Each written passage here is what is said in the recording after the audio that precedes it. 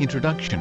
The physical self is the concrete dimension of our body. The physical body is the most tangible component. It helps the individual to use our senses, the sense of smell, hear, touch, taste, and see. The body can move the self from point A to B, touch the things that surround us or even the feelings of both self and others, see the self being situated above the ground, taste the spirit of love, smell the breeze of winds that struck the skin, and hear the words of wisdom of someone that makes us complete. Hence, the lesson will be discussing the different aspects of the self and the place wherein the physical self is situated. The psychological schools of thought, such as behaviorism, humanism, psychoanalysis, etc., are the avenues to understand the relation of the physical self with psychology. Learning objectives. At the end of the lesson, students should be able to perceive the physical appearance in an optimistic manner, understand the different aspects of the physical self, discuss the physical self in various psychological schools of thought, explain the importance of the physical body as the source of our senses, and relate the self with his or her own body, that is, the physical body. The physical self. The physical self, according to William James, the pure ego is the soul or thought of the I. It is an identity that provides the continuity of the past, present, and future of ourselves, in which capable of thinking and reflecting. According to William James, there are three subcategories of the me-self or constituents of the self: the material, the social, and the spiritual. The body is the innermost aspect of the material self. The cloth is next to the body, in which serves as protection. The body with clothes is living in a concrete place called a house. The house serves as the comfort zone of the body.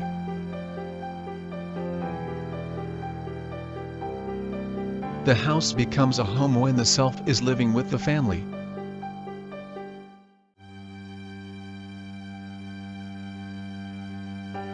In other words, the term home is not the house but the family. The term possessions such as car, gadgets, etc., are the extended materials of the self. Thus, the material self pertains to the things or objects that signify the objectivity of the self, that is, the mind. George Herbert Mead. According to George Herbert Mead, the self's recognition cannot appear in consciousness as an I, that is, the object me. The me is not conceivable without the I. In other words, both the I and the me cannot exist without the other. They work as one. They are inseparable. If I want to move from here to there, then the me moves also with the I.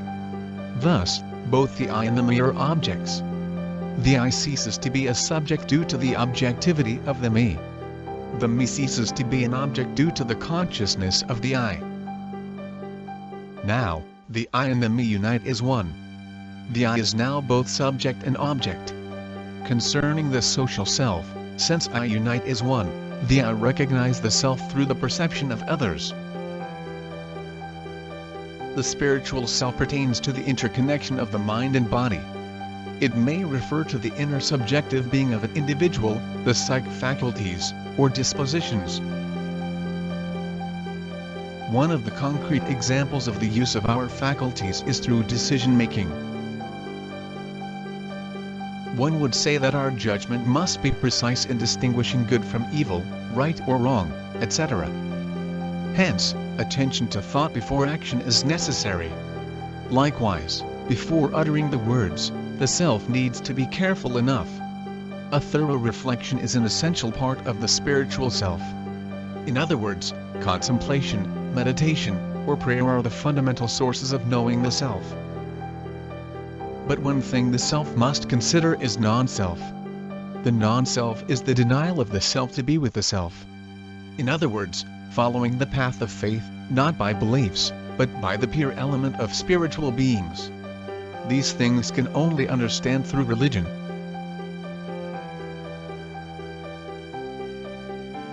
Sigmund Freud. The physical or the body is the core of the human experience. The psychosexual stages focus on the pleasure of the different parts of our body.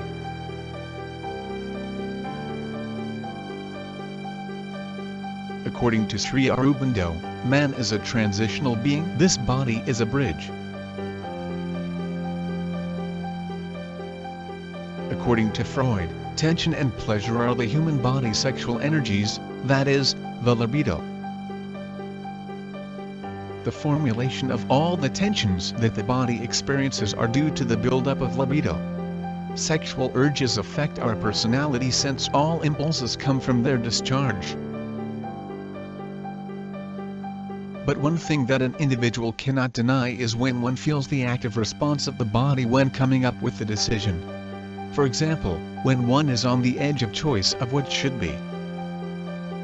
Hence, it is essential to understand Freud's personality development, id, ego, and superego. The self is in the imprisonment of which is which. Thus, as an individual grows, the effect on the body, even its structure, is undeniable. Erik Erikson. For Erik Erikson, the physical body of the human person felt turmoil during the adolescent stage, identity versus confusion. Recognition of the body is not an easy task for teenagers because this is the time where they decide what gender they want to be. The adolescent stage self is uncontrollable because the basis of their identity is on the beliefs, goals, and values. Why is there a need to understand or to know identity? During the adolescent stage, it is essential to explore their independence and develop a sense of self. Encouragement is the key to fulfill the needs of the stage. Adolescents need clarification and control of their beliefs and desires and secure themselves from confusion for their future. Carl Gustav Jung. According to Carl Jung, the human person can only know the physical body and the external world through psychological experience.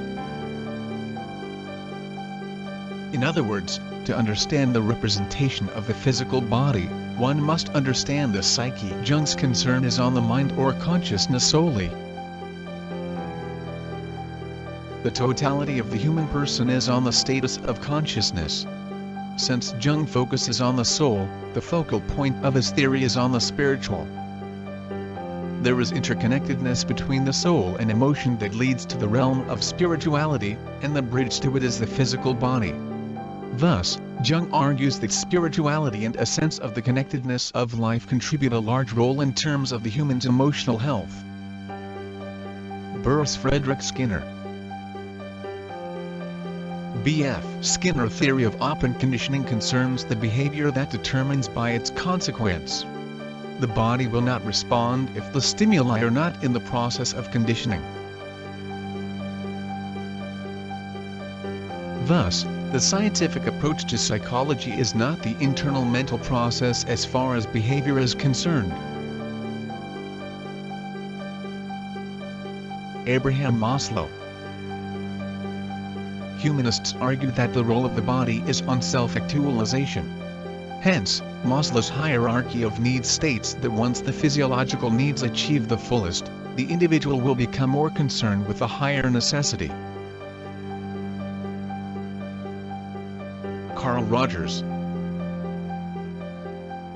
Carl Rogers is more of person-centered work that focuses on physical feelings.